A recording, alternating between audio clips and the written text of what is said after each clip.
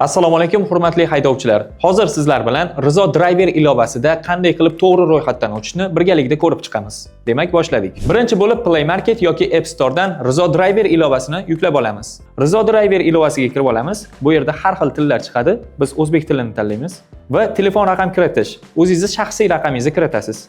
90 361 22 00. Misol uchun men o'zimning shaxsiy raqamimni kiritdim. Endi tasdiqlash kodi keladi. Kodni kiritamiz. Bu yerda bizdan so'rashyapti. Asosan qaysi yo'nalishda qatnashligimizni, ya'ni birinchidan qayerdan qayerga qatnashligimizni so'rashyapti. Qayerdan? Farg'ona viloyati, Qo'qon shahri va Toshkentga qatnashni tanlaymiz. Bu yerda endi ko'rishlaring mumkin, har xil misol tariqasida shablonlar chiqyapti. Ro'yxatdan o'tishga bosamiz. Va bu yerda ismingizni kiriting, mashina modelini tanlang va ishlab chiqarilgan yilini kiriting. Ya'ni mashina ishlab chiqarilgan yilini kiritish kerak. Birinchi bo'lib ismimizni kiritamiz. Keyingisiga model, misol uchun Gentra. Bu yerda yilini kiritamiz. 2023-yil. Davom etish tugmasini bosamiz. Keyingi bosqich bizda texpasportingizni fotosuratini tashlashingiz kerak. Ya'ni bu yerda avtomashina guvohnomasini oldi tarafi bilan rasmga olib tashlaysiz. Plus ustiga bossangiz, mana bu yerda shablon chiqadi. Aynan shu shablonga qarab turib rasmga olib tashlaysiz.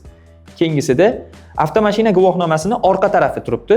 Orqa tarafini ham rasmga olib tashlaysiz. Davom etish tugmasini bosasiz. Mashinaning fotosurati. Bu yerda ham sizning hech qanaqa qiynaydigan joy yo'q. Ya'ni har bitta fotosuratda o'zining shablonlari chiqadi. Misol uchun mashinaning chap tomoni bosganingizda o'zi mana bunaqa shablon holatida chiqadi. Mashinani chap tomoniga moslab turib rasmga olib tashaverasiz. Bu yerda ko'rsatilgandek mashina rasmlaringizni yuklaganingizdan keyin yana oxirgi bosqich qoladi. Haydovchilik guvohnomasining foto nazorati. Bu yerga bosamiz. Birinchida so'rashyapti, haydovchilik guvohnomasining oldi tarafi, ya'ni rasmingiz tarafini yuklab qo'yasiz.